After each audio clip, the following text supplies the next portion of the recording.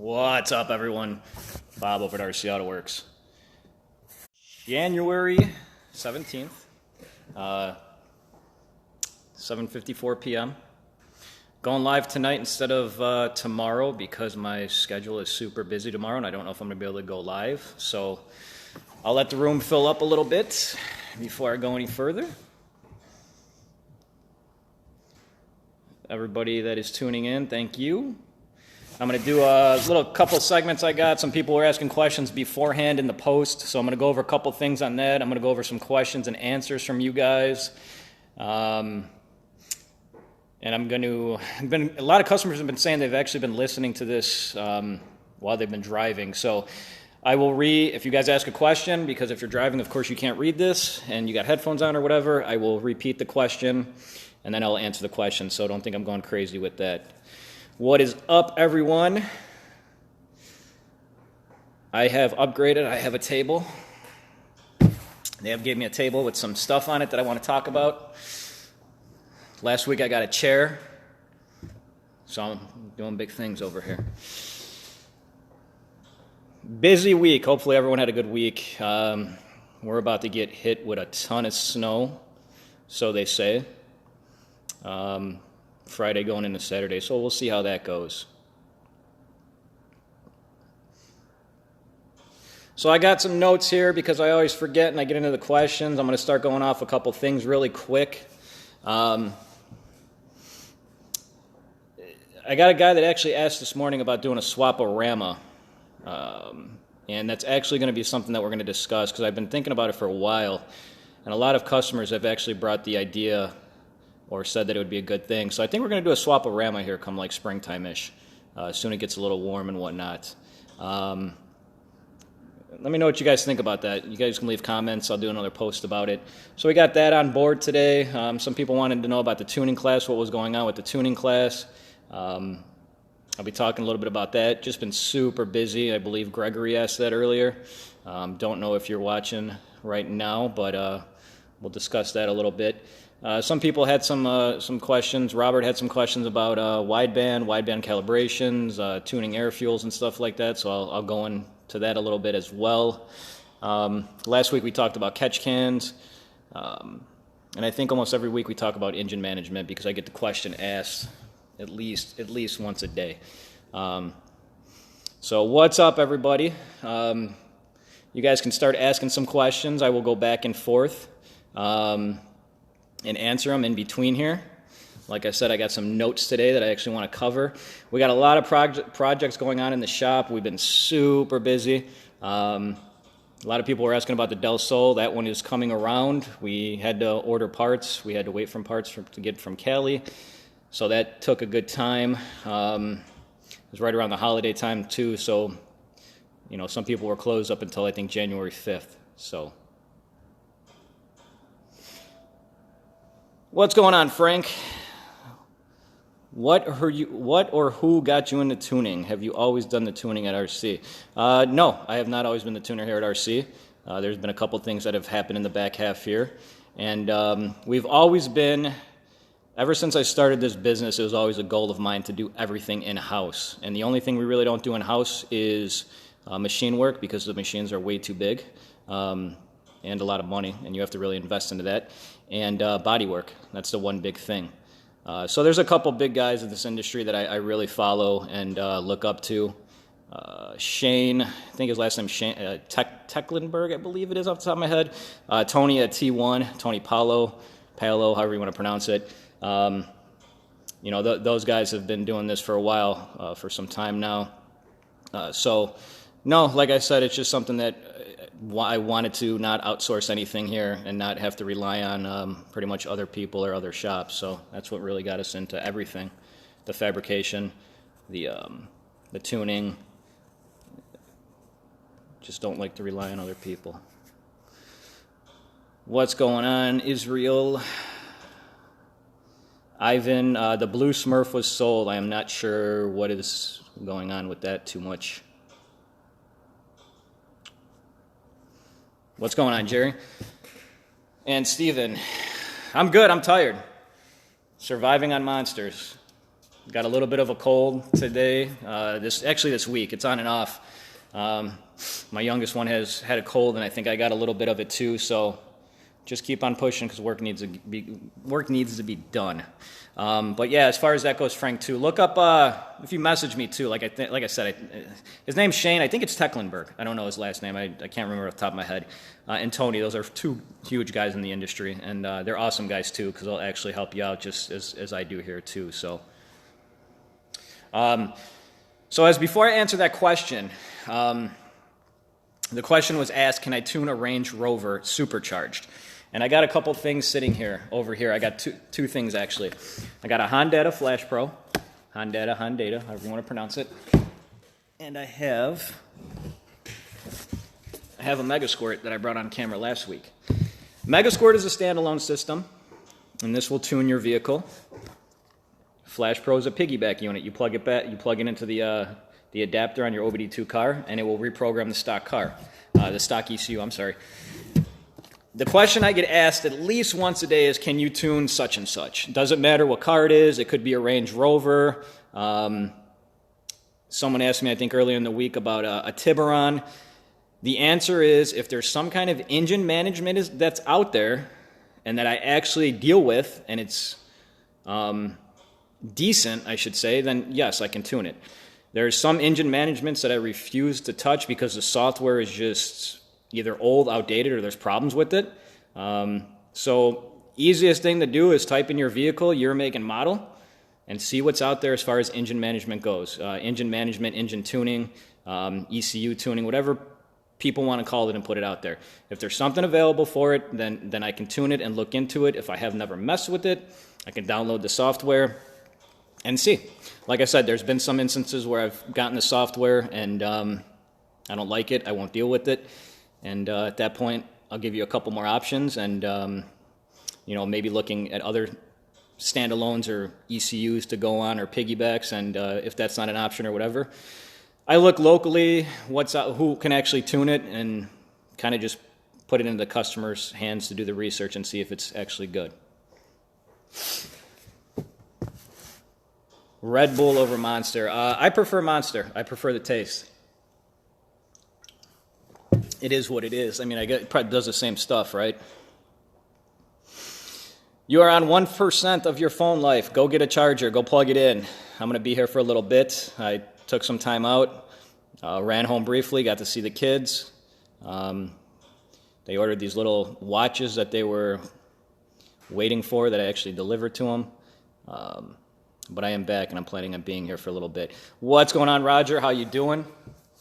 Hopefully everyone's having a good night, good week, prepared for the storm or not. We'll see what we get. How you doing, Victor? Late night works. You got to do what you got to do. Like I said, I don't think I'm going to be available tomorrow. I got a lot of tuning to do, and I'd rather go live on a Thursday than not go live at all. So a couple other things to discuss. So I had somebody ask me about calibrating widebands. And I know there's one company in particular that you have to do a calibration stuff, and I actually don't recommend using them because they have issues after issues after issues. The two gauges that I actually have here on the table, AEM Uego, very affordable, and it gets the job done. It works for what a wideband gauge needs to do. And the other one is the Revel series.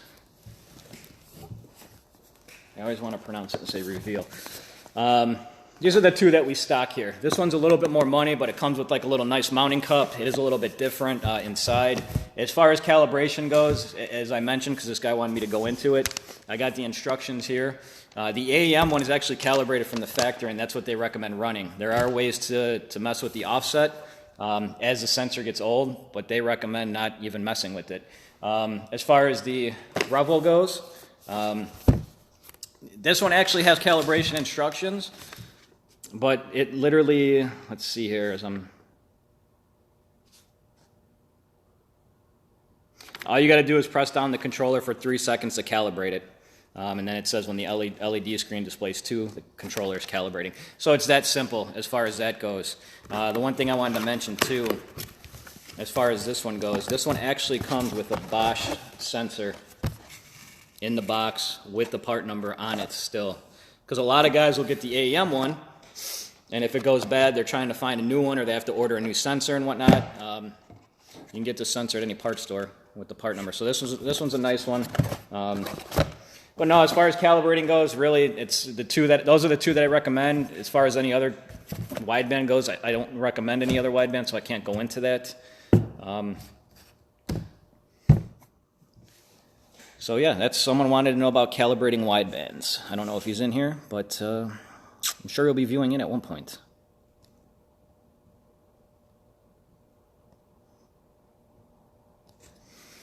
So Frank, you asked about a gallery of different dyno graphs. I know graphs don't tell all, but always fun to look at.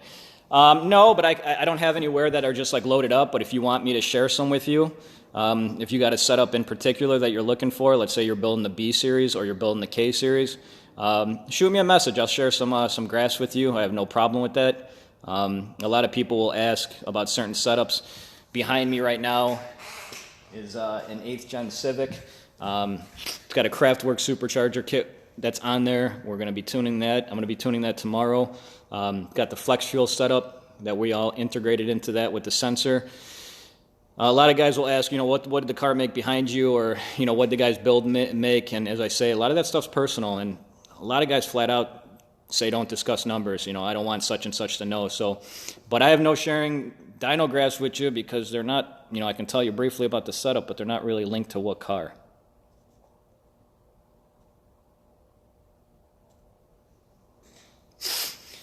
Trevor asked, do you guys do all of your tuning on the chassis dyno? Do you have to tune rich on the dyno to account for the extra oncoming air when the car is actually moving?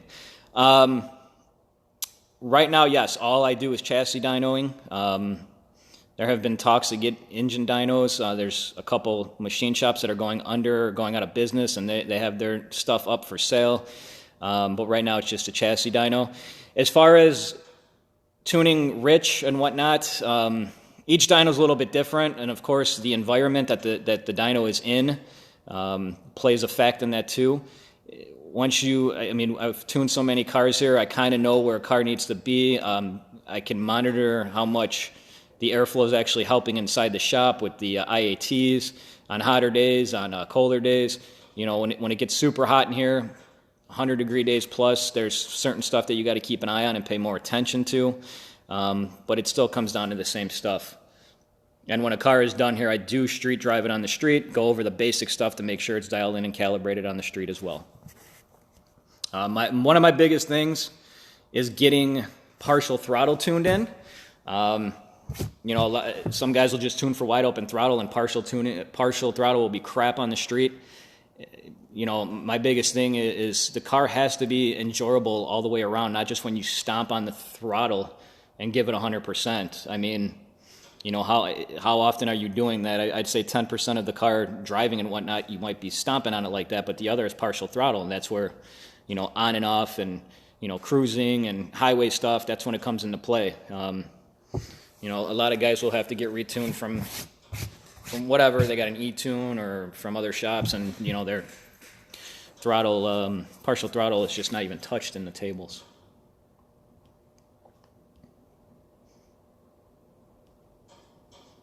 If I missed any questions, I'm going to keep trying to go back and scroll up. Like I said, I'm going to go back and forth on a couple topics. I got some stuff here that some people have asked. What is going on, Rick? I just touched base on the calibration of the wideband and stuff. If you just tuned in, you can go chime in on that. What's going on, Casey Myers? Do I do wheel alignments? As of right now, no. Best recommendation is going to be to find a Firestone that actually will work on your car. If it's lowered, make sure they want to actually work on lowered cars. Feel that Firestone out. Go read some reviews. I use the local Firestone. I know the guys that work there. They don't have a problem fixing everything up to my standards, how I want it, the calibrations. The spec, customers will want certain specs and whatnot, and they offer lifetime warranties too, so you can keep going back if you buy the bigger package.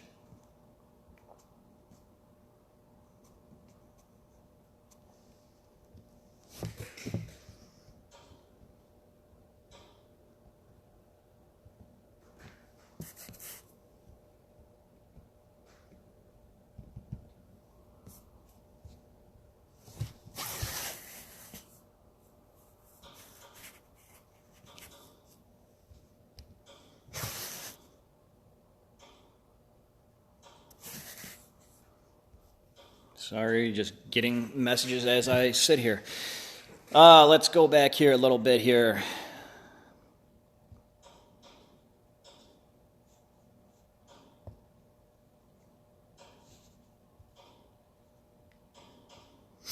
Okay, so Carlos, you said you have 2 transmissions. One is hydro and one is cable. Is it possible for you, since we will be finishing the swap, to take the gears off the countershaft, off the cable trans, and put them in the hydro to complete the trans?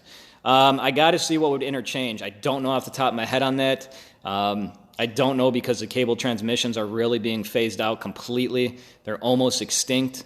Guys that are doing anything remotely involving cable is switching over to hydro. So I would have to look into that a little bit more. I can't remember off the top of my head on what would interchange and what would not. Roger, all-wheel drive Honda builds. Yeah, we actually have a couple going on. Someone asked that last week, and as they did, the customer actually messaged me the pictures.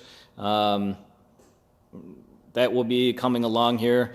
Right now, a lot of people are still in hibernation, as I call it. It's still wintertime, even though we had some nice weather over here. Looks like we're going to get hit with a storm, and we're going to remember what Chicago winter is all about. So hopefully that does not happen, but we will see.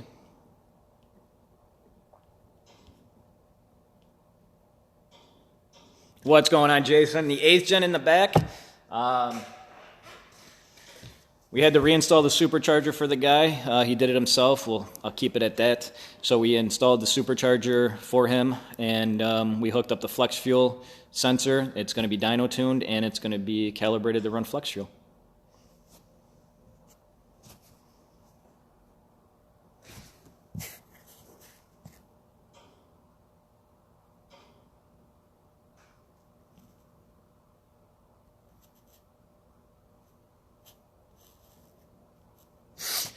So Rick, you're asking what air-fuel ratio should you see between idle, getting off the throttle, and what's for E85. The biggest thing for E85, and I don't want to confuse a lot of people, and I don't want to go into make it a whole thing, but if you're getting into tuning and you're trying to learn that stuff, just go off lambda. And if you can't, or your gauge isn't set up for that, the next question is, does your gauge have a setting for E85? If not, then you go off the standard air fuel. Idle should be at 14.7 depending on the car. The only other time you want to go really rich is if it has a big cam in it and it wants to be a little richer to stay running. Getting on and off the throttle is kind of a weird thing as well, because when you get off the throttle, it's going to spike lean briefly, because usually the injectors, if you have it set, will turn off. So it's hard to say. It's hard to say. I know you're running Megasquirt, and it's a little bit different in Megasquirt with the settings in the back half. And that's more so, come in one day, I mean, you can talk about that a good amount, because some of the stuff in the back half of Megasquirt doesn't like to work as it should. Like I said, too, I'm going to be skipping in between. I got some stuff here that I wanted to cover and touch base on. Last week, we talked about catch can setups. I forgot who asked. But someone asked about vented and non-vented. I have 2 catch cans here, the standard box one. If you have a Honda, you know exactly what this one is. It replaces the battery, and it vents to the atmosphere. This other one here, what a lot of actually popular companies will sell, have no vents, and I basically consider this an oil separator to separate the oil getting back into your intake. If you're trying to vent the crankcase and get all the pressure out, which if you don't know about crankcase ventilation, go Google it, read up on it. It's ideal. It's ideal to have vents coming out. I still need to do a video on YouTube. I've been slacking on it about catch cans. But you want the vents. You want the vents. And then the other thing too is people ask how big. As big as possible. These are dash 10. If you can get dash 12, there's some, secrets, there's tips, there's tricks. Go look at some of the big race cars, not even Hondas, but go look at some of the big race cars when it comes to ventilating the crankcase, and that will give you ideas. If you ever get a chance to go to a drag racing event put on by like the NHRA, it's the same principle. They're trying to vent the crankcase. You can get some ideas. So that was what I wanted to touch on catch cans, and I did. So someone asked, 450 horsepower D-Series stock transmission, what are my best options? Well, if you possibly can, put a B-Series transmission on it, use the adapter. If you can't, then you're going to want to find the one transmission that utilizes the stronger forks. Off the top of my head, because the D-Series are almost going extinct too as far as the builds go. I forgot which one exactly has the stronger forks. And get a bunch of spare D-Series transmissions, because if you're going to launch the car, sooner or later they're going to let go. The next question will be, well, can you build it? And, you know, you can build it. You'll get a little bit longer life out of the transmission itself, but ultimately it's still going to blow. So that would be my recommendation. If you can put a B-Series transmission on, do so, because you have a lot more options and a lot more support.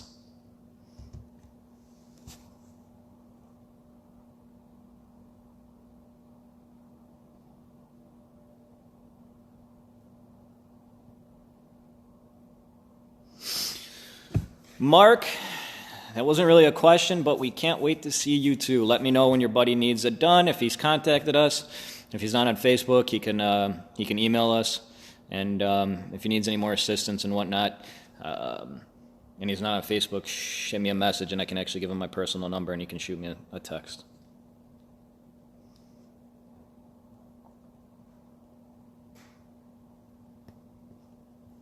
I'm just scrolling up because I don't know if I missed a question or someone just put what kind of car they had. I'm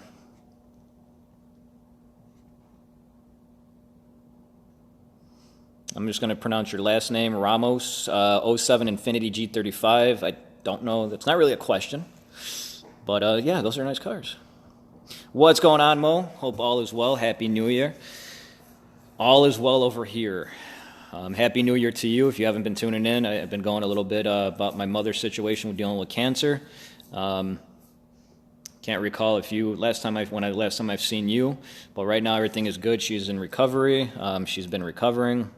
Can't ask for anything else at this point, man. Larry Brown asked, 8th Gen Civic, turbo or supercharger? Really depends on what you're using the car for and what the long-term goal is.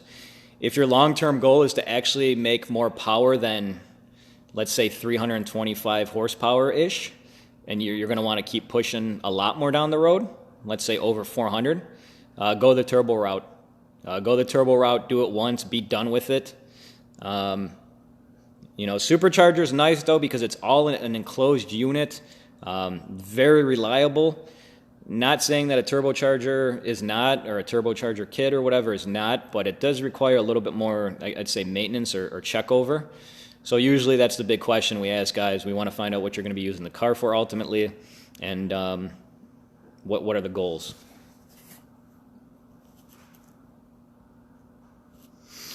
Miguel, do we have any brackets for an 88 Civic swapped D to B series? Do you have any? I do not have any here. We were looking into that swap a while ago, and we had a single cam shop car D series. I know Speed Factory at the time had a bracket, they had a bracket they were coming out with. They never came out with it. I don't think they ever came out with it. I know guys are just adapting the B series without an adapter or anything. So at that point, it's just seeing who can kind of fab something up, maybe if you don't have the means to. Steven Shirley, can I use a wideband on a stock engine? Sure. A wideband is just to monitor your air-fuel ratio. If you're trying to get into tuning or just want to understand better how much air to fuel a car is getting, you might have heard, 14.7 to 1, air fuel. Some people don't know going down is richer. If you're 10.5 or 13.5, that's richer than like 17. If you're trying to learn a little bit more, sure, it's a handy gauge. Just don't get a narrow band, because that's really just for looks. Get a wideband. And like I said, the AEM Uego is really nicely priced, very affordable. I think it's like right around $165. And if you need it, I think we have it on our site. I can link you.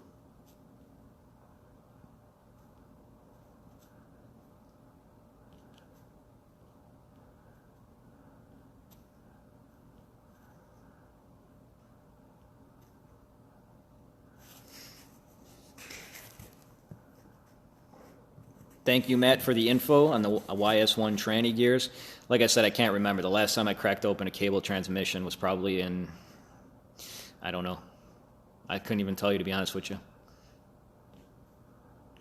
Will, what's going on? I know you tried to contact me and get a hold of me on the phone. It's been busy. I got a busier day tomorrow. I can drop you my personal number if need be. Motors got dropped off at 4 pistons, so it looks like it's starting. It's happening, as you can say. Let me know what questions you have. I got a crazy day tuning tomorrow. I can give you my number. You can text me, or you can just message me on Facebook. I'll try to get back and answer the stuff tonight. Jose Martinez, how can I become tuning tech like you? What I'm going to do every week here is I'm going to do a segment on books. And books are some kind of, maybe website to learn more. I forgot my book today that I mentioned last week, so I won't even go on to that. If you're trying to become a tuner and you want to tune and whatnot, all the classes are out there. HP Academy is one of them. EFI University is another one. Basically, there's a couple good books out there as well for tuning. There's a couple good groups as well. If you message me, I can link you to the group that I am in for tuners, and you can just sit back and watch, maybe ask some basic questions and whatnot. It's a nice group.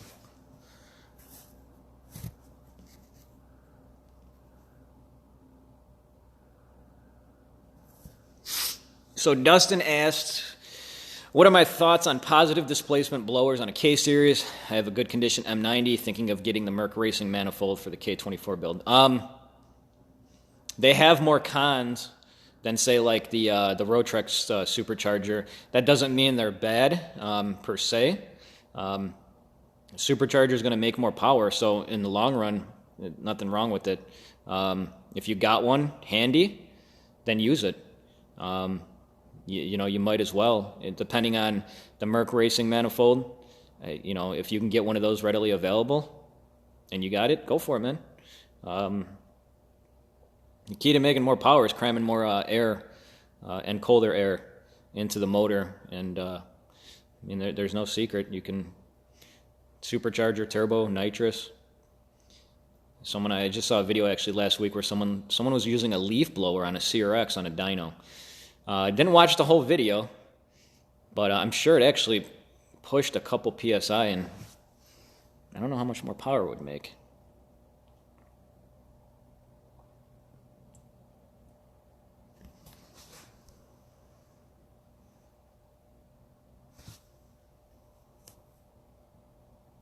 So Frank had some nice things to say about the shop, how everyone was open, and had a couple we had open houses back in the day.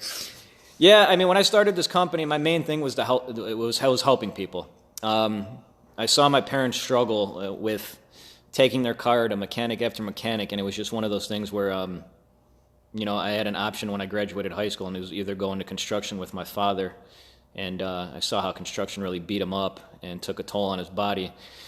So they offered to put me through schooling and whatnot, and I took that instead of going out and getting a job. I went to school for it, and I won't say being a mechanic is any easier on your body, but my main goal is helping people, and I actually do now some business consulting too, and the back half here for other businesses.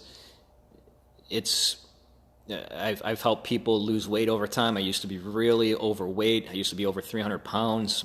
People would come in, they want to know the secret, which there's no secret. It's eating healthy. I just enjoy helping people. I feel like people are put on this earth for a couple reasons, and I feel one of those reasons is to help and give back to people.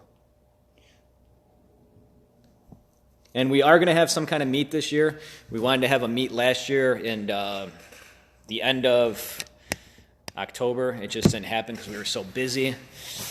Like I said, someone asked about the Swap-O-Rama deal. We're going to be doing that, I think. Set up a bunch of tables.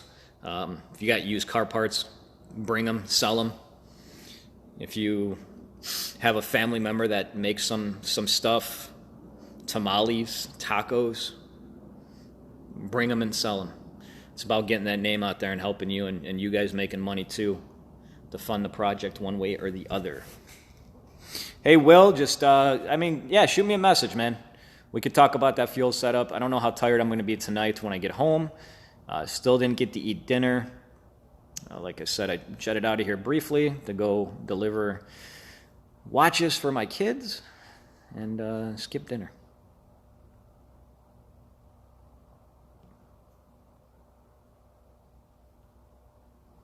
Matt, thank you. I thought it was the Y8 that had the steel shift forks when it comes to the D-Series transmission. Those which is what you would want to be getting, what you wouldn't go with and get if you're going to build a D-Series transmission or rock one. Kevin, ballpark on how much a B-swap into an EG would go. It's kind of an unfinished question. I don't know if you need the motor. I don't know if you just need the labor. General labor on like an engine swap like that starts off at $1,000. And then it just depends what else we're doing. You know, a lot of guys will want us to talk. If you've watched the YouTube videos, if not, go subscribe to RC Auto Works. I've been talking about doing maintenance while the motor is out. We have 2 projects in here. Both of the one project got picked up today. The other project, but both of them same thing. They wanted to do the timing chain while it was out because they're going to save money. And then if you need the motor too, you know, the price of course will change.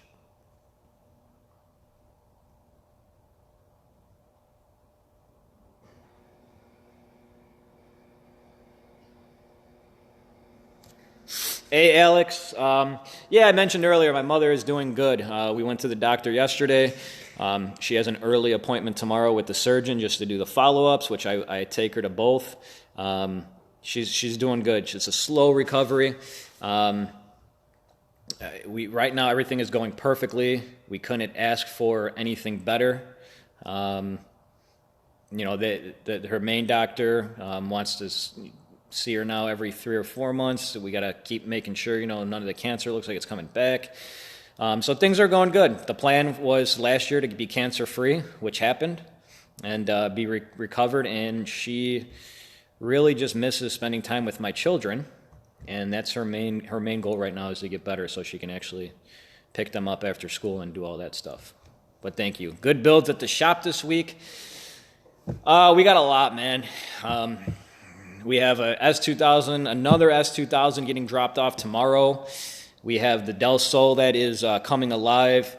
That's a good build. The customer decided he wanted, for the power that he wants, he decided to upgrade the cam, so that's going to be a fun little street setup. We have the 8th gen Civic behind me, the Craftworks kit that's on the dyno tomorrow, flex fuel setup. We have a couple things in between. We have little routine stuff. We had a Genesis earlier this week. We had to do some boost leak stuff on it. Little stuff. An alternator job on a Kia. The not so fun stuff.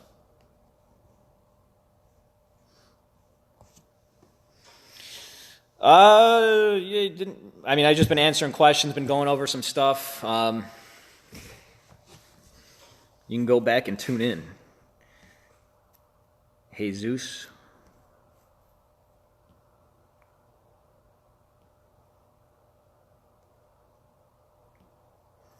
Thank you, Larry.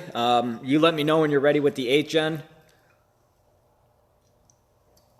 And as I said about my mom, it's doctor's appointment after doctor appointment.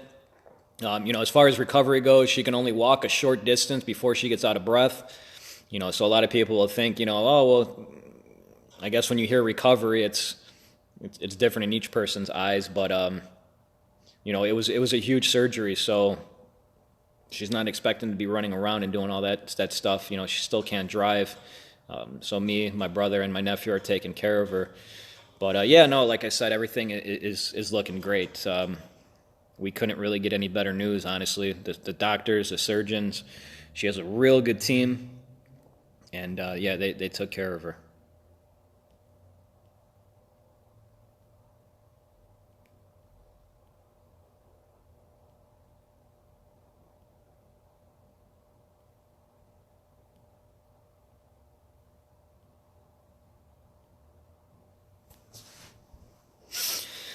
So Carlos asked, he said he has a hairline crack where his oil pressure sensor goes. How would we handle that? I also recently purchased a Wireworks B-Series harness, and it did not come with a Vtec oil pressure. Did not come with a Vtec oil pressure. Is that going to be a problem? Or would you just hardwire it straight to the ECU? Sorry for all the questions. This is my first build and a bit more than I can chew. Don't be sorry. This is what the hour or 2 hours are, I'm here for you guys. So, first things first, the Vtec oil pressure. If you're going to run any kind of engine system, which on that, I'm going to assume that if you would run a Honda or a Neptune, I tune on Neptune, we can actually turn the oil pressure off, so you don't even need to wire that. If you are going to wire it, you can just ground it out. As far as the hairline crack goes in the oil pressure sensor, that is a very tough call on that one. Usually, depending on how bad the crack is and whatnot, I kind of tell the guys or guys that come in with the problem, just to weld it shut completely and be done with it. The issue is it's a cast aluminum block. Cast aluminum is very dirty and it's a pain to weld. So I tell people, close the port up. Get an oil sandwich plate if you need to run VTEC or if you need to run a feed line to the turbo, and be done with that. Usually what I do is weld it up, and I tell people still to throw some epoxy or some sealant over it just for peace of mind. Because it's, like I said, cast aluminum is a pain to weld. You sometimes will get little pinholes that you can't even see but will still leak. Then the whole block has to come back out, has to be re-cleaned. That's why I usually recommend welding and then throwing some kind of sealant on top of it. Epoxy, you can do JB Weld. I've seen blocks that are so bad, though, the blocks are not savable. So hopefully it's just like a little small hairline crack.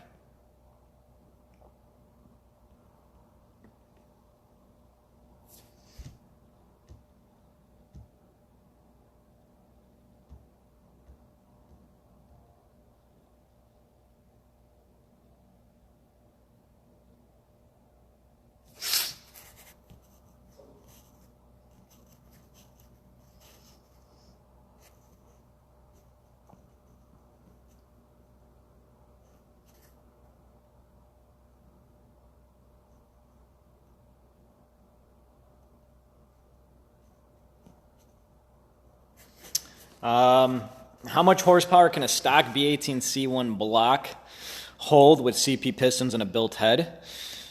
Usually on stock sleeves, on a stock sleeved Honda, I tell people right around 450 is where you kind of start getting iffy with it. You can use the word grenade or whatever you want to use. Yes, people have made well over 450 on stock sleeves. I mean, you can make 550, you can make 600. The question is, how long is it going to last?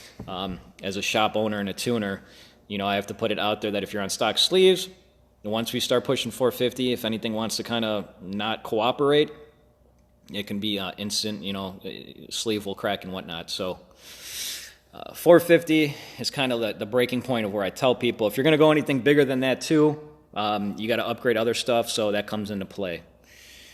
Do you work on Audis at all? Yes, we do. We do work on Audis. Depends on what needs to be done to them. But yes, we can work on Audis. I'm not going to pronounce your name because I don't want to screw it up, but does higher or lower fuel pressure affect injector duty cycle? I guess the short answer would be no. Duty cycles first of all, you got to figure out first of all, you got to calibrate your duty cycle. Let me start with that. And I mention that because a lot of cheaper injectors on the market will not have a duty cycle card in there. You go on the website, the duty cycle is not on there. Duty cycle has to be set on what fuel pressure you're running. So yes, fuel pressure does dictate that. I'm sorry, not duty, see? It would be dead times on the injector. The duty cycle, does higher or lower fuel pressure? Yes, 100%. If you have 40 psi of fuel pressure, you are in whatever power you're running, it's going to, yeah. The higher fuel pressure, the lower the duty cycle goes. That's why we tell people if you're close to maxing out injectors, get an adjustable fuel pressure regulator. Certain tuners are different. Once I start going above 80, 85% duty cycle, you don't want to go up too much and strain the injectors and whatnot. Like I said, some tuners might not have an issue with going to 90, sitting them at 95. A lot of personal preference on that. But yes, sorry, I was thinking about dead times instead of duty cycle.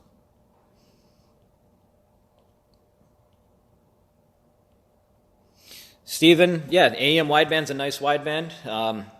We stock them here. We can ship one off to you if you're not local. Support the little guy. Support your local shop. Support the shops that want to give back and actually help you out. That's the biggest thing I tell people too. Depending on where you're buying your parts from, make sure that every now and then, someone will say, "Oh, well, you're $5 or $10 more than such and such." Yeah, but you have to remember, if you have an issue with the part, we install these parts on a daily basis, so we can help you. We have phones, we have emails, we have Messenger. I'm pretty easy to get a hold of, or my guys are easy to get a hold of too, if I'm not in or if I'm tuning. And then stuff like this. I mean, you got to look who's actually giving back and doing the stuff. What's going on, Dougie? How are you? Shoot me. We got the vibrant exhaust. Shoot me a message again on those torque solution mounts, as you mentioned. I need to get some more back in stock.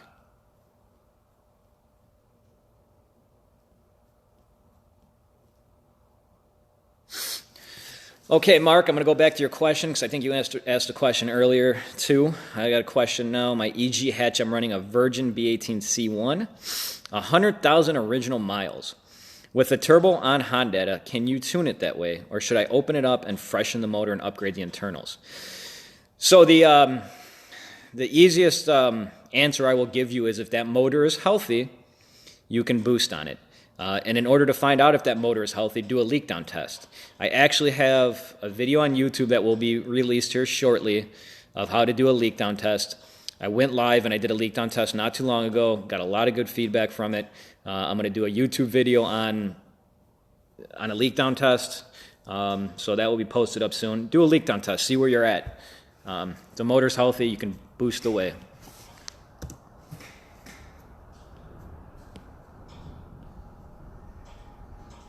Jose Torres, what's my recommendation on good compression ratio for boost on a B18 B1 engine? 10-to-1 compression. Back in the day, it was lower, but now with the technology and the advancements and whatnot, you can go 10-to-1. I mean, guys are even going higher than that. You almost got guys that are doing all motor compression on boosted setups. The name of the game is to make the most power. If you're on a boosted setup, is to make the most power out of boost that you can possibly make, and then that's still safe when you turbo it or supercharge it. If you go with super low compression, that engine is going to be a complete dog. We can use the word efficiency. It's going to, just lack. It'll make power, but it's going to take a little bit more. It's going to, spool up the turbo a little bit later and whatnot. I recommend 10-to-1.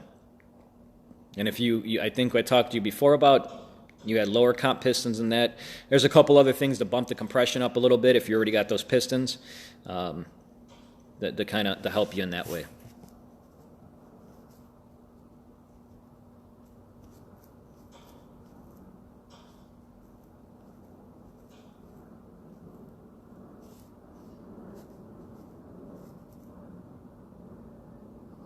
Armando, I'm going back to your question. If you still are on here, how much to tune an EG K20 Turbo? $450. That is what we charge right now. Miguel, I was going back to your comment about making 15 horsepower more. I'm not sure exactly what that was in regards to.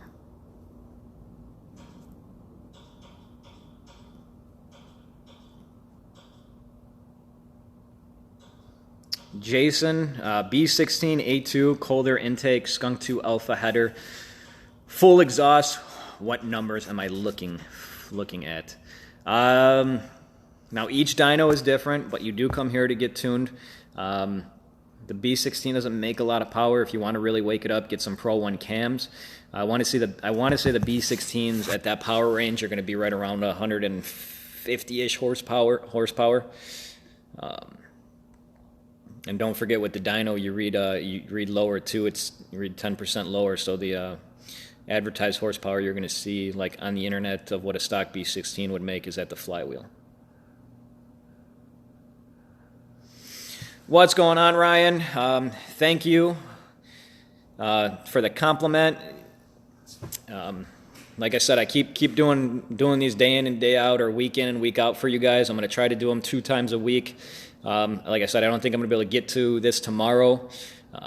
I also want to branch into this, and like I said, I'm surprised how many guys actually listen to this like while driving. So a lot of people wanted me to repeat the question and kind of be almost treat this like a podcast. So it's going to go up. It's going to go on YouTube. And that's what I keep telling myself, is just to remember those people that cannot actually see the comments and keep repeating it. Miguel, God bless. Took 45 minutes a day of an insanity workout, and I lost 33 pounds a month. Good job, man. It's not easy, especially I'm Italian. I love food. I love garlic bread. It's not easy. When I was over 300, I was 305 pounds at my highest. I was losing about 5 pounds a week. And it was a reality check, but I feel healthier than ever. Alex, on the Del Sol build, he actually went with the Drag Cartel drop-in cams. Really nice cam. Don't have to do anything else and modify anything else. Drops right in, and we'll have some results on that as well. As far as the Kia water pumps being a nightmare, really depends on what year Kia. This was an older Kia Rio, and it was just it's not the greatest of the cars. Tintin, how often do we work on 10th gen clutches? We've done a handful of them. I actually say a little bit more.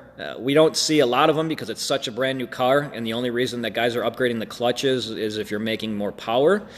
A lot of guys are starting to upgrade to the bigger turbo kits, and with that comes too not knowing the limitations. So we are seeing more and more guys with blown motors, not locally, because I tell these guys too that are going locally that you have to be careful with it. There's not really a set limitation on these things and how much they want to make. And a lot of guys that we're seeing that are non-locals are bending the rods in them. And so, but as far as the clutches go for the 10th gens, right now the Clutch Masters is going to be running the is going to be that is leading the pack with the brands on that one. The leaf blower video, yes, he gained 15 horsepower. See, it's all about forcing air into your motor and just making more power. Forced induction. I mean, there's not a secret to making power.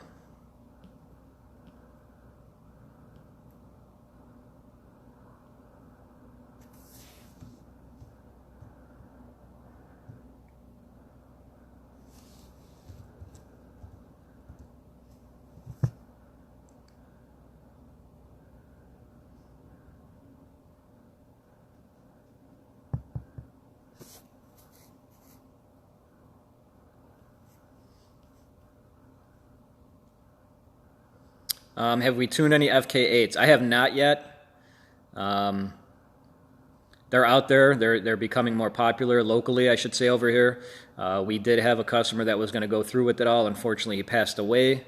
I actually need to see if they still have that car in the family, but I have not tuned any of those yet.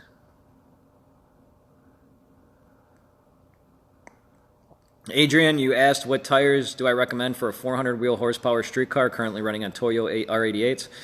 That's a good tire. If it's fresh and not wore down, you can keep that tire. A lot of guys have a personal preference. Some guys prefer the BF Goodrich tire. I want to say Hoosier makes a street tire. Personal preference, but the 888s are a real nice tire. What's my take on the E3 spark plugs for Hondas? My take on E3 spark plugs in general, and I was trying to move the camera to get the glare off the lights. They're junk. E3 spark plugs are junk. Get rid of them. All Hondas you should be running NGKs, and actually a lot of cars too can run NGKs, just not imports or Hondas. So, but do not run the E3 spark plug. I'd say they're popular because of the marketing behind it. I get that question asked every now and then. You know, I seen such and such. You know, I was watching a TV show in the morning on Saturday or Sunday, and they recommended these plugs, and it's like you got to remember who the sponsors are of that show. And those guys are that's their job. They're you know, they can't tell you the truth, because if they tell you the truth, most likely they won't be employed. But no on the E3 spark plugs.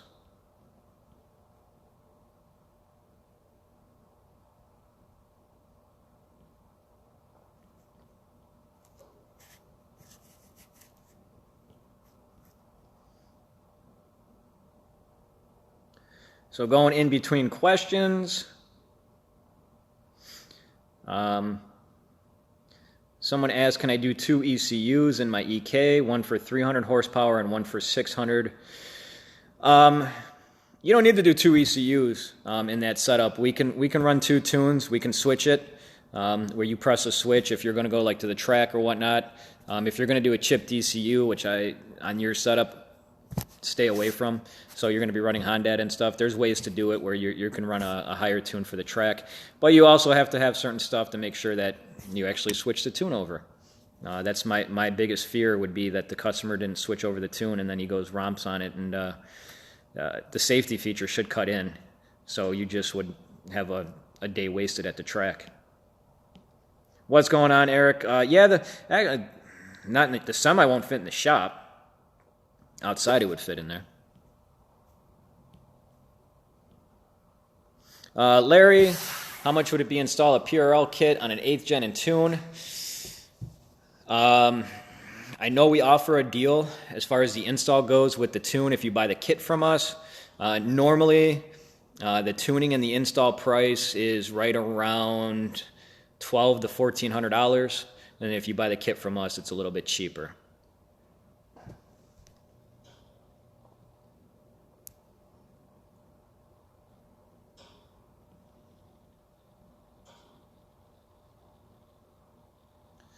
Head gasket job on a 4.9 inline V6. Miguel, I'm going to assume, because I think you were talking about the Kia on that one, I believe. What's going on, Leo? How you been? Steve uses NGK spark plugs on his old 455. Yeah, like I said, NGKs can be used in many vehicles. It just doesn't have to be an import. Steve knows what's up because he used to own imports. And that's where his heart still lies, even though he has that olds.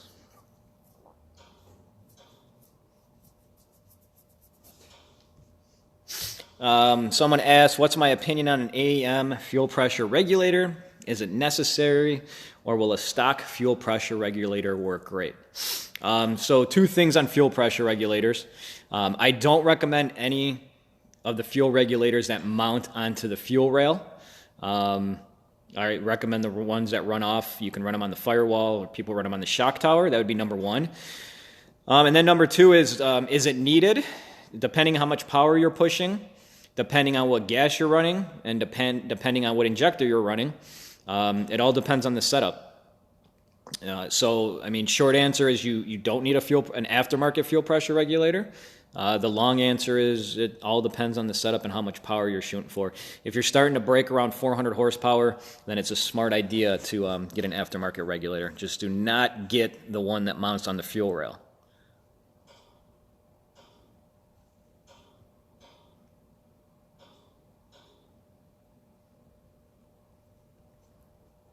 Miguel, I'm all over the comments. I mean, the comments are so I don't know. The Ford F-150, I don't know what that was a question. I'm sure we were talking about something else. I'm just trying to make sure that I answer everybody. but I'm sure you'll repeat back to what that is in regards to. Thanks, Bob. Appreciate your words. We'll definitely take my car this summer to your shop. Let me know when you're ready. We're not going anywhere. We will be around here, possibly moving locations, but that's another thing. But we are not going anywhere in this industry.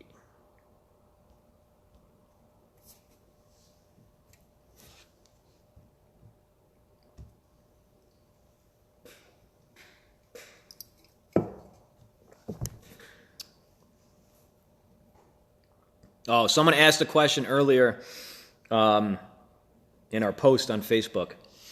Honda versus K-Tuner for a 9th Gen Civic.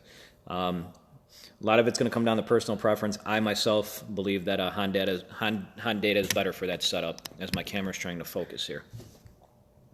9th Gen Honda. If you got a 10th Gen, I recommend K-Tuner.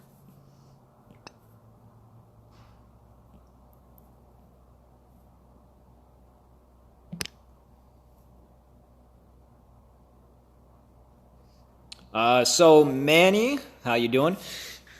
Manny asked, can I tune a Genesis coupe? And actually spoke about this earlier in this this live video.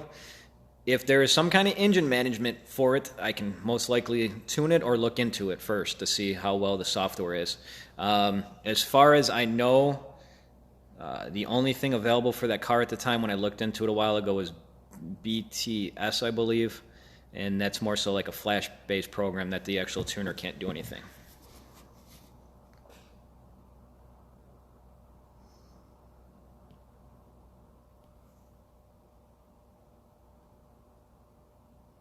What's going on, David? As far as why I do not recommend a fuel pressure regulator on the actual fuel rail, yeah, usually they're inconsistent. It would be about consistency. They don't like to keep the fuel pressure where they should be at. I've had nothing but issues with them.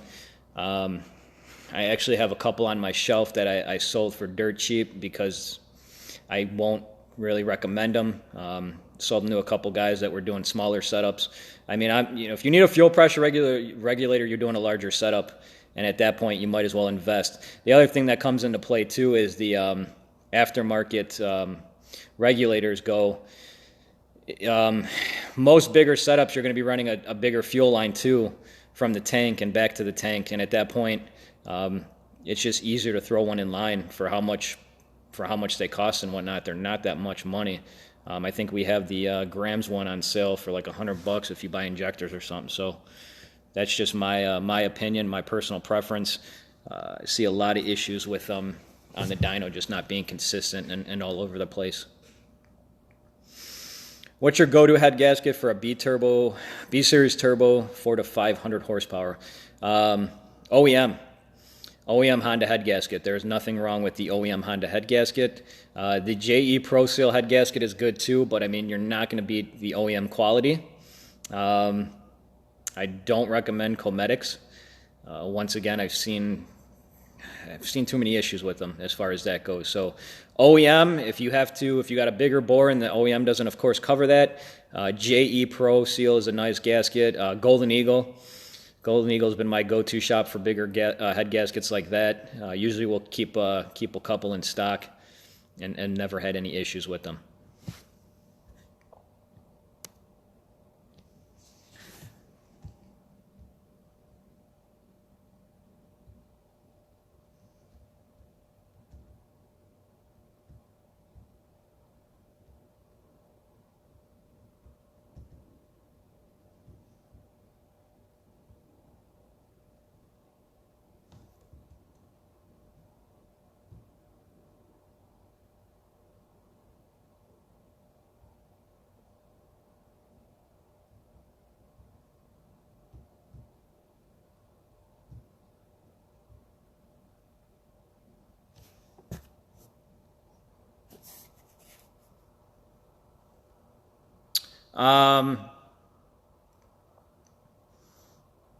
Best tires for a stock 8th gen.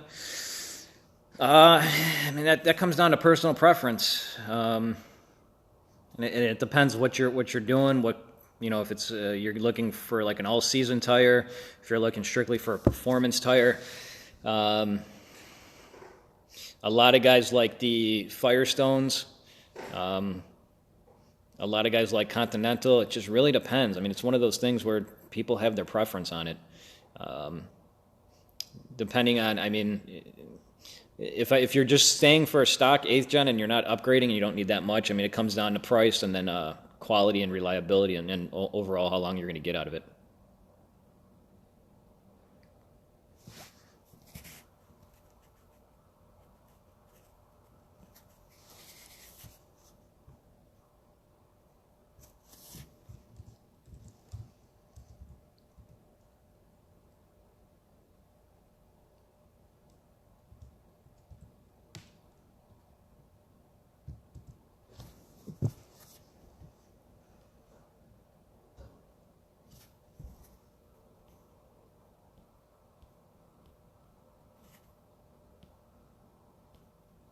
B20 for turbo.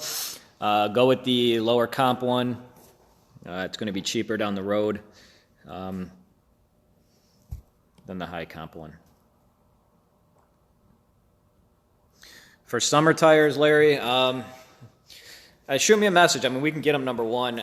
Like I said, a lot of guys prefer the Firestone. The Firehawks are nice. I just had a guy that bought some Goodyear. He really preferred I think it was Goodyear Fuel Max or something like that. And it all comes down to what I do is give you a couple options and give you the ratings and the pros and cons and supply you with a couple videos and ultimately leave it up to you to make that decision. What's the difference between Hondata and Neptune Demon? I mean, besides the software, you can do a little bit more upgrades with the S300, the Hondata. You can run the external sensors and whatnot. I find that the S300 software, Hondata software is a little bit more stable. Neptune seems a little bit, it's unstable at times, I guess you can say. It likes to crash more often. If I had an option and I had to recommend to a customer what he's trying to get into, I would recommend Hondata. The S300 setup is really nice. It's really nice for the customer. Seems like guys prefer that to use over Neptune. Do we retap threads? I accidentally stripped the threads on my turbo manifold. Yes, we do, Carlos. Shoot us a message. Best bet, give you an idea on price if you're going to take it off or you're going to bring it to us and you need us to take it off. Andy, as far as the B20 blocks go, the B20B or the Z, it really doesn't matter. They're both pretty much whatever you can get your hands on. If you're going to build it, it doesn't, or if you're going to for boost, it really doesn't matter.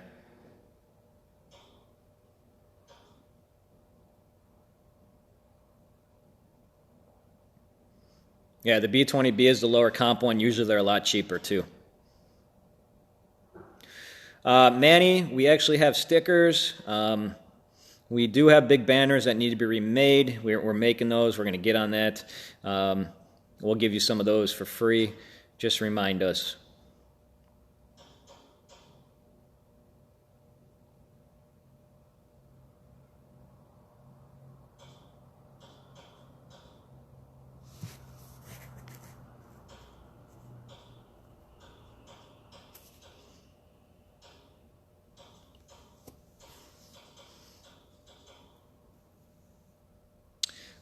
So 81.5 LS Vtec turbo versus 84.5 B20 turbo. Stock sleeves, good tuner, good engine builder. Which would you recommend? I mean, ultimately, it always comes down to displacement. I mean, that's the old saying that there's no replacement for displacement.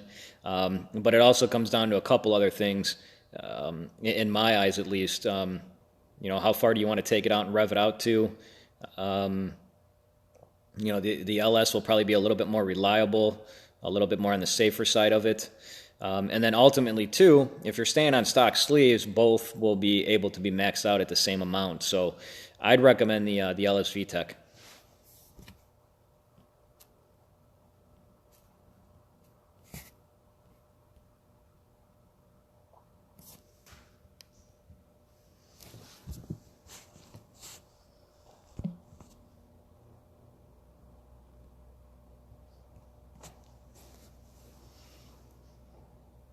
So Dustin, you said you are a hot rod Harley builder, and this is my first import build, and you have a bunch of questions. Can I just lump them in a message and get back to me whenever and send them to me?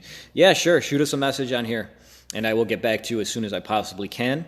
That's the best way to do it. As I keep progressing with these live videos, I'm going to try to, refrain from replying back to either like the same question, or if it's 3 or 4 questions on the same build. A lot of this stuff is can be found on Google, which not a huge deal. I like to give back and help out, but it's when you have 3 or 4 questions that keep piling on, I want to make sure I get to everybody. And yeah, shoot me a message on here and I'll get back to you. Dougie, I got to make the banners. We actually have the sticker machine here in house. The big issue is the software for it and the drivers, getting that all loaded up and worked out. Honestly, the biggest thing is time. And it's putting time into that, and I don't have it right now. So I actually need I need a good program or software for it that I can keep up and running, and then we'll make our own stickers as we used to, and we will hand them out.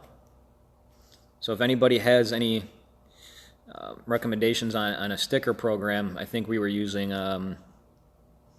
SignCut at the time, but we were having issues with that working and whatnot. So, but yeah, we got a sticker machine, we can do that. So.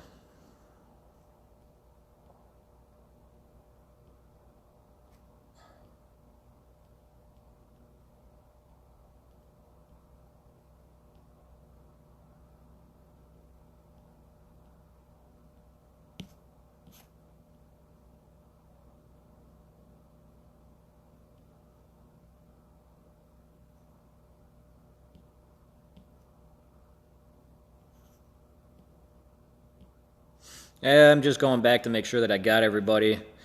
Going back over the questions. New banners. Robbie, we got new stickers that go on the side windows. The banners on the for the windows, the front and back, are the same old ones that say RC Auto Works Performance Specialist.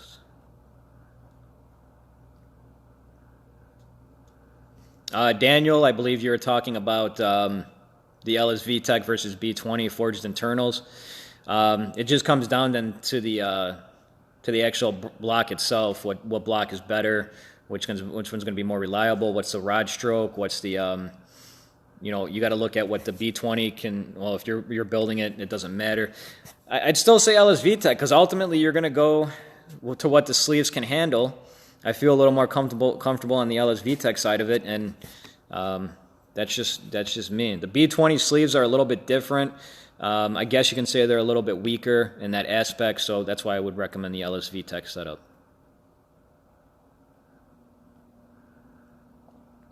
Andy, you asked if you want to sleeve it because you're going for big power. Do I recommend it?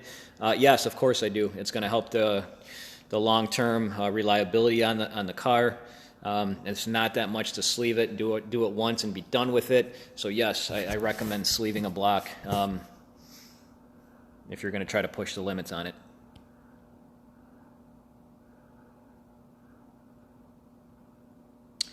I got a 10th Gen SI. You got Flash Pro already and you want more power. Recommendations on the setup. It depends, Juan, how crazy you want to get. PRL just dropped their big turbo kit upgrade. A lot of guys before that, they got the 21 to win turbo or whatever it is. That one's a nice little upgrade. Do the basics, intake. You can upgrade the exhaust system. You can also upgrade the intercooler. You can start with that and then ultimately get the dyno tune as well, because you will gain more power from a tune than like the base map if you're running that.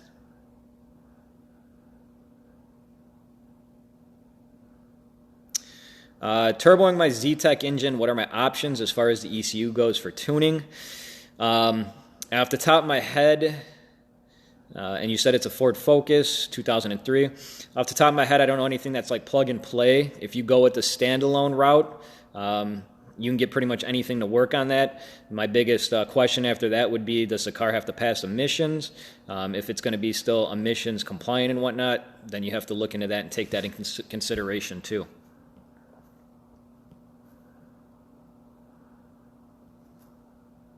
Yeah, Doug, you see what he says about the sign program. Like I said, the sticker machine's up there collecting dust.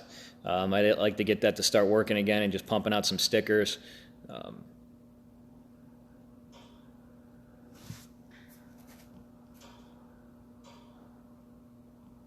Robbie, how have you been? It's been a little bit. I see your little kid is growing day in and day out. I remember when you were at the house and you guys were talking about all that stuff. So it's good. It's good to see that you guys have that going, man, and growing your family. Congrats on that. Do we sleeve blocks? Personally, we don't sleeve them here. We use Golden Eagle or Darton. That's another thing that comes down to personal preference, but we can help you out. Mark, as far as my thoughts on a block guard, stay away from them. They do more harm than good. So, you can go into that. Basically, they're not around each cylinder. They're not going to be the same. You're not going to have the same spec around each cylinder, the gap. If you're trying to go a little bit on the cheaper route, you don't want to go with the sleeve block, look into CSS, and you can go that route.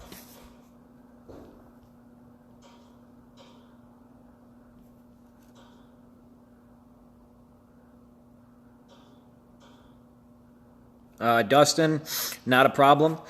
Like I said, there's some stuff that it's hard to find. You got to listen to the right people and see who's giving the best advice out there, and they don't have a reasoning behind it.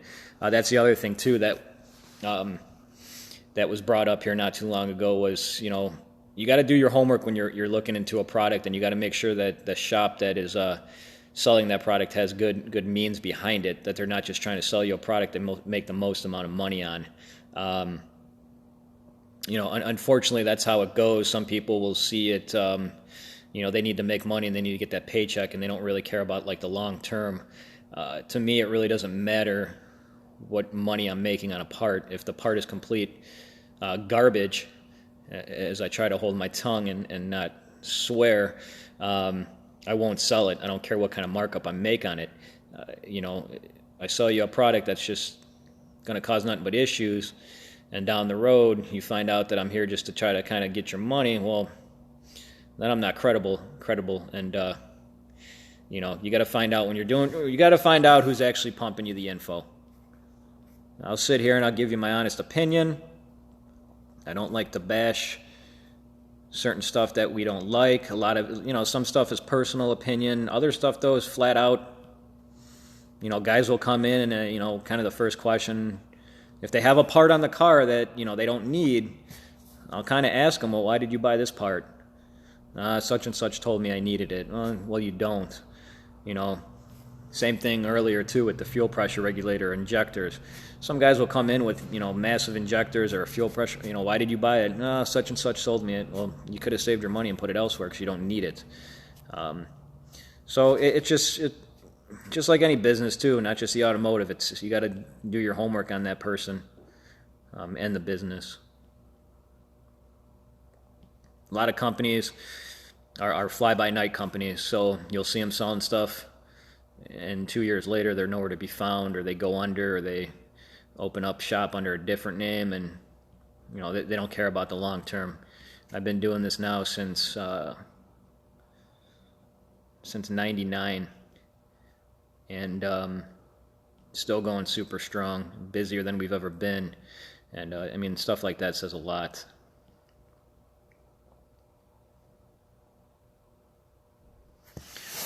Sam, my thoughts on K-Tune products. Is it worth the money? It depends what product exactly you're talking about. Yes and no. I will leave it at that. Some stuff is okay from them. Other stuff I wouldn't recommend. I've been seeing high failure rates on certain things.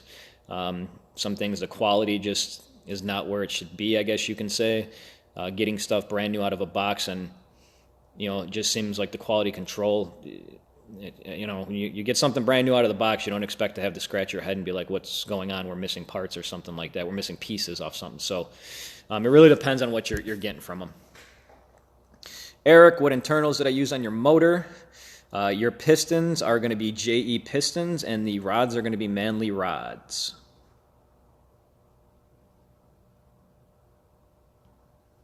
Robbie, let me know. It's been a while, like I said. Yes, I miss you. Tell Missy to keep it up with school. I see her posts every now and then as I'm on Facebook.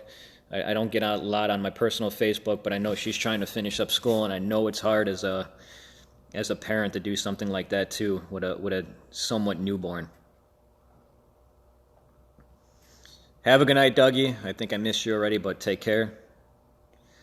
How much do we charge to check out a B16 block, making sure everything is looking right? Anthony, it depends exactly what I'm looking into. Normally 120. It depends what you need me to take off or what I need to kind of go in and how far I need to go into it.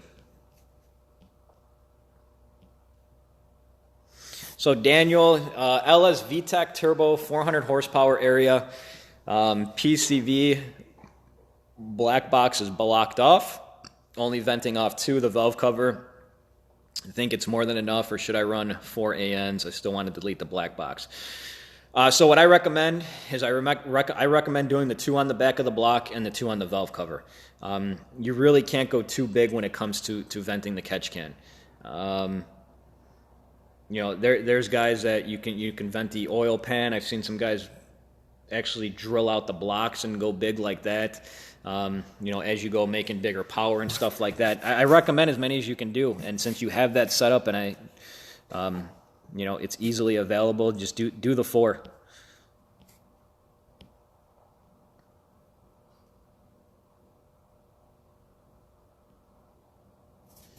What are my thoughts on the Buddy Club P1 seats?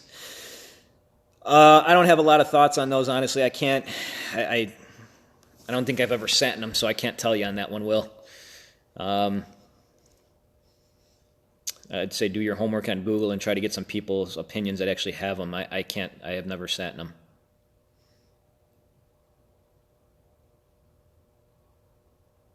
them. Rick, as far as what special fluids is recommended for an M Factory diff, contact them and see what they recommend.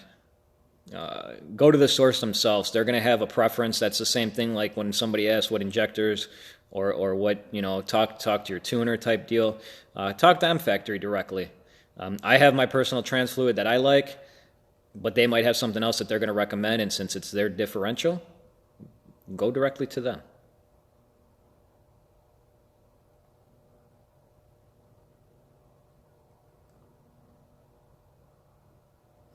How much to weld in 2 ports on my valve cover for the catch can setup?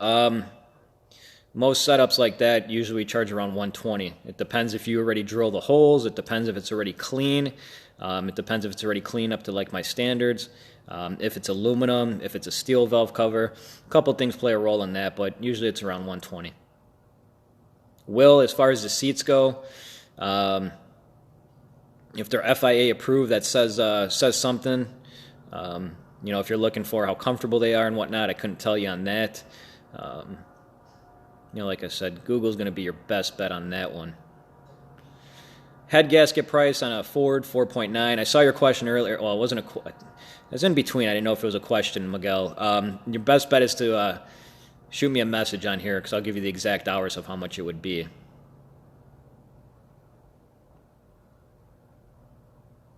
If I wanted to change the seats in my car, what OEM Honda or Acura seats would you recommend? Of course, I know that you have a Del Sol, Sam. S2000 seats or something else do I recommend? What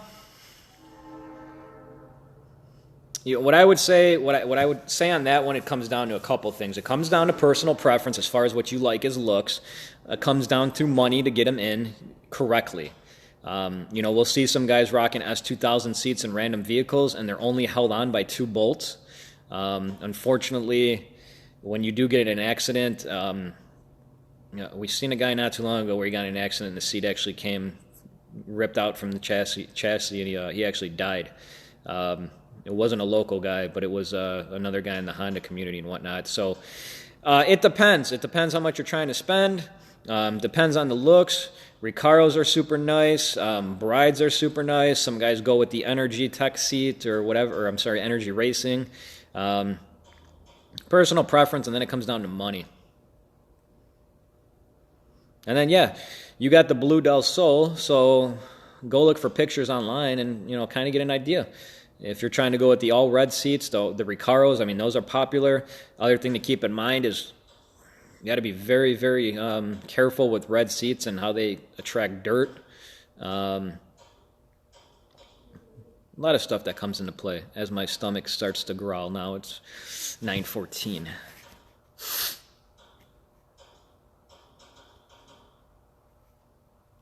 I appreciate everyone tuning in. I'm going to try to do this at least 2 times a week. Won't be available, I don't think, tomorrow.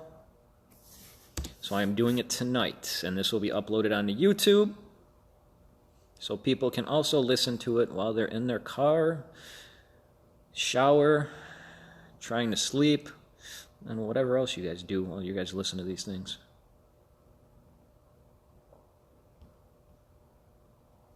I covered pretty much everything I wanted to cover. I have a list here. Like I said, I got upgraded to a table that I actually have today. Last week was a seat. I got a chair. I didn't have to sit on the lift. It's been a busy week. Anybody following the California exhaust laws? Because that is one thing that not only will be affecting California, but people need to watch out for that, just like the SEMA stuff that was going on, the SEMA Act with the tuning stuff. Something to definitely be mindful on.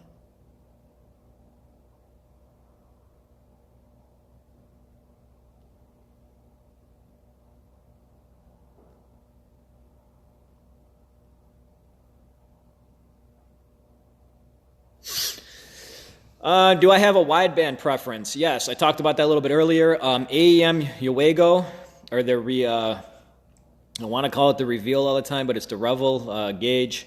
I recommend those two. I do not recommend the Innovate. Have had way too many issues with that setup. Not just myself, but customers in general. I will not sell that setup, so I do not recommend it. AEM Uego is pretty much good for everybody. That's pretty much out there, or the Revel.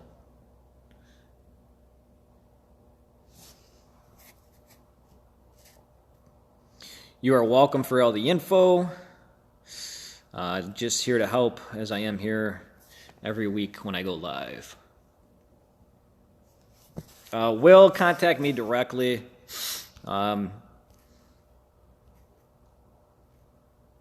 And we can talk a little bit more about your setup. Steve Mode Smith. I listen to you in the shower about 3 to 5 times a week.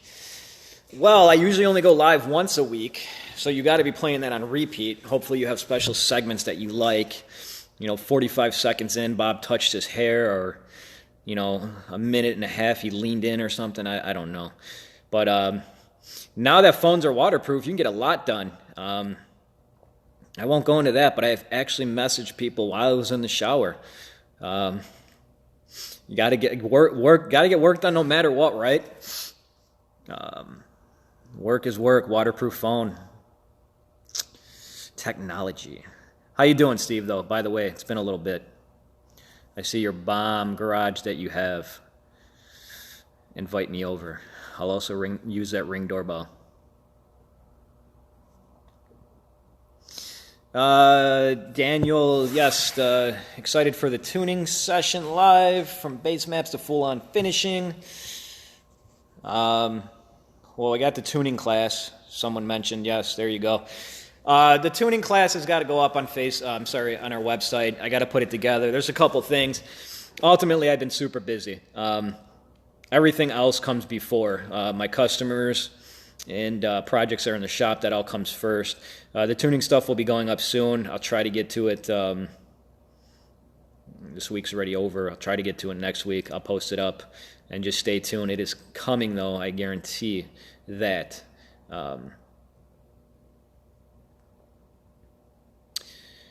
Gerardo, do bigger injectors make a difference on a stock engine?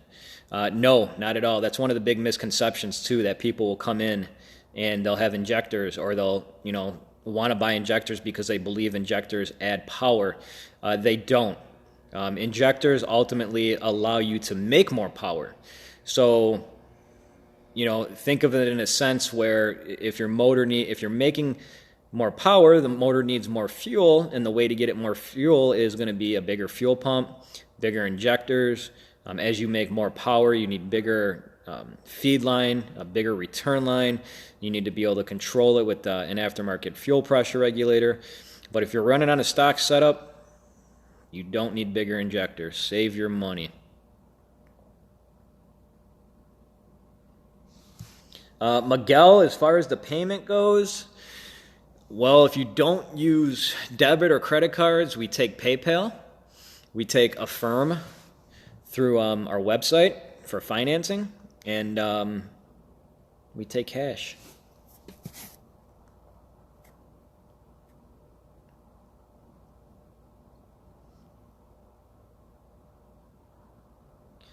Yeah, as far as the wideband sensor goes, Daniel, and the gauge, look at the AM. Priced very affordable. We sell them. You can message me. I'll get you a price. If you order it, I'll give you a coupon because you tuned in live. We also have this one over here that I talked about earlier.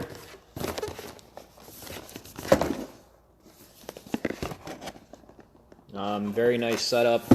Comes with its own O2 sensor that has it's a Bosch O2 sensor, and it has the part number. So if you need the part number, you can go to a local store and get it. Also comes with the mounting hardware. Comes with a little cup. This one's a little bit more money, but it's really nice. We have them running in the shop. We have a display in them. So those are the two companies. Revel. Even though I want to keep calling it Reveal.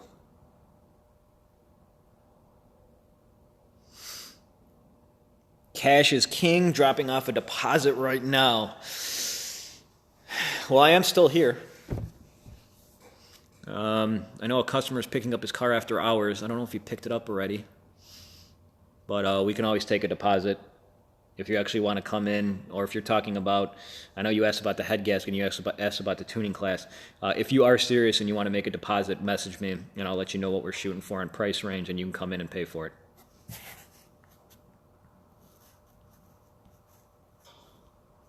Yeah, we are. So as far as the tuning season goes, or session,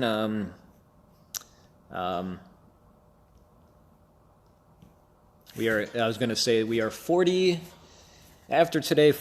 days away from spring, and we are about to get rocked with snow tomorrow and Saturday. So we'll see how that goes. If I missed a question, feel free to get back to me. I discussed pretty much everything I wanted to discuss.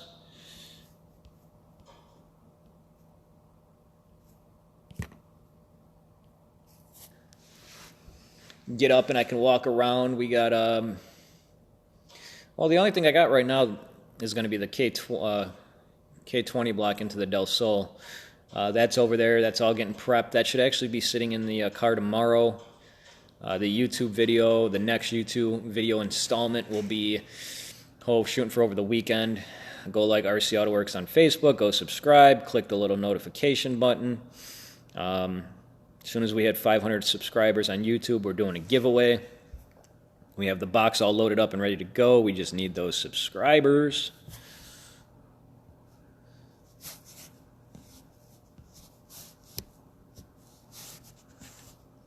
Still have the H2B shop car? Yes, I do. That will actually be running here shortly. We had to actually do a couple things. Another local shop wanted a couple things off of it to test on another car that they were doing, so I lent them my intake manifold, and they tested what they needed to test. So I need to put the intake manifold back on, but yes, that will be running soon. That will actually be on the dyno soon, and then ultimately we'll see where that goes.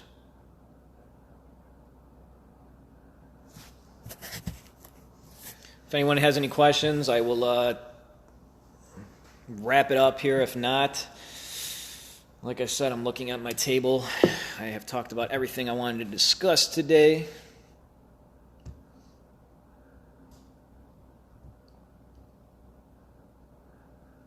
It has been a long week.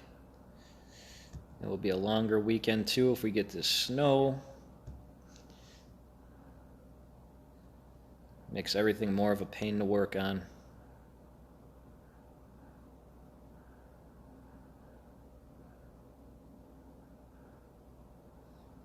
Miguel, I have no S2000 swaps available at this moment.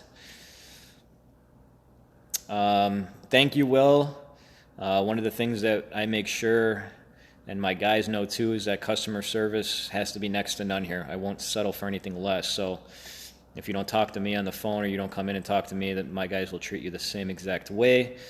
I had a discussion last week too about this, about my guys are also trained here not to sell stuff you don't need. They sell you something that you don't need, or they sell you a product that they are just literally making a good commission on. That is literally grounds for termination here. I do not play lightly with that. As I said, I really feel like people get sold stuff that they don't need, either online or whatnot, and you're stealing somebody's hard-earned money. What do I think max horsepower is on 450 injectors? Gosh, I haven't tuned a 450 injector setup in a while. I think max horsepower is right around 350, if I recall. The 450 injectors were very popular back in the day. They were the DSM 450s, DSM injectors, so everybody would run them. Your best thing to do is use Google on that one. Because off the top of my head, like I said, it's been a while since I've actually had a setup with 450s. Those are a little bit smaller setups. But I know the posts are out there as I'm trying to search for you and make things a little bit easier on you. But I want to say it's right around 350. Could be 300 actually too.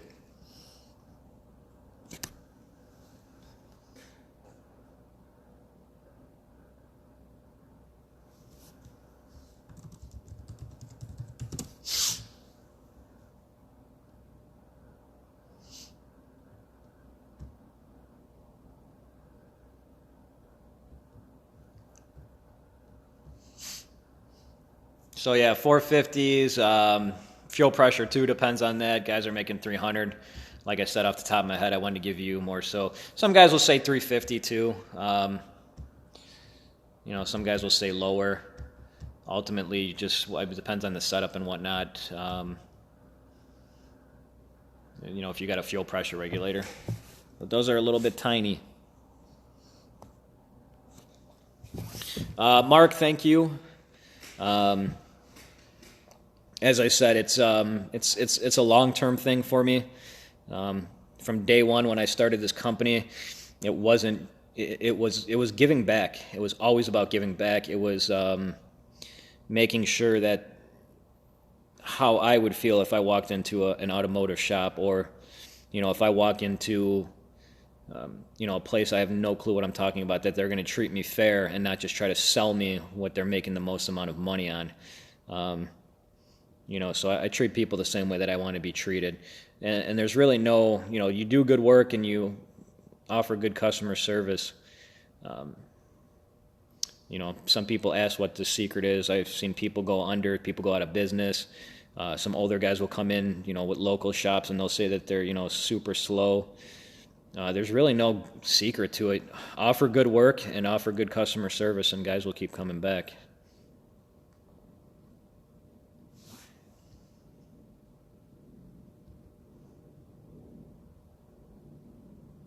And the other thing to talk about those 450 injectors, I don't know, what fuel pump are you running to? If you can afford to go a little bit bigger on the injector, do so, especially before it gets tuned. You'll save money in the long run. You might spend a little bit more to get it, going, or to get a bigger injector, but in the long term, you'll always save the money. Any other questions?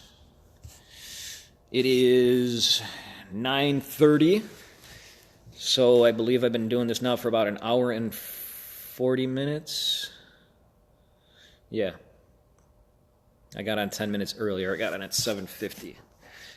I'll put this on YouTube as well if people want to listen to it. Come up with new topics. I really appreciate you guys coming up with not only new topics but names. I posted that this morning on our Facebook. The name, pretty much only thing I need for this name is it doesn't even have to have RC in the title, but it has to have some kind of automotive relation in the title. So if someone is searching for it, someone said Bob's Cooking. I don't want to get 25 different people showing up and asking me how to cook, a famous dish, or where my famous spinach and artichoke dip is. So keep coming up with ideas. If I use your idea, I'll toss you some free goodies. Depending on what car you have. I don't want to toss you something that you can't use. So keep coming up with those ideas. Next week, I will go, I'm going to do the feature where I talk about a book. Someone asked about earlier how to get into this business, who I looked up to as a tuner and tuning and whatnot. So like I said, I'm going to keep coming up with topics. Hit me up with topics too that you guys want to hear or see or got questions on. And I'll keep giving back too.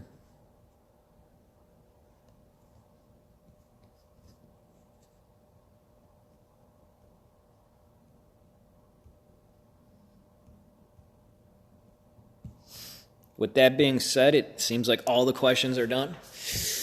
I'm going to wrap up the night. Everybody enjoy the rest of the night. Have a good weekend coming up. It's only Thursday, but I won't see you guys tomorrow, so have a good weekend. If you're local, stay safe with the weather. Take care, everybody. Thanks for tuning in.